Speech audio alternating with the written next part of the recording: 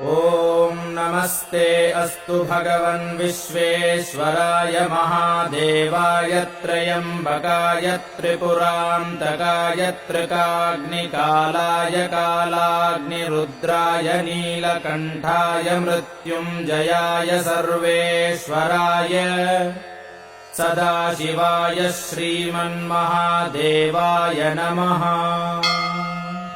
ॐ श्रीगुरवे नमः। ॐ गणपतये नमः। ॐ श्रीशिवाय नमः। ॐ स्थिराय नमः। ॐ स्थाणवे नमः। ॐ प्रभवे नमः।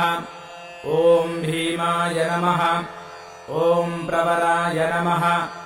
ॐ वरदाय नमः। ॐ वराय नमः। ॐ सर्वात्मने नमः। ॐ सर्वविख्याताय नमः।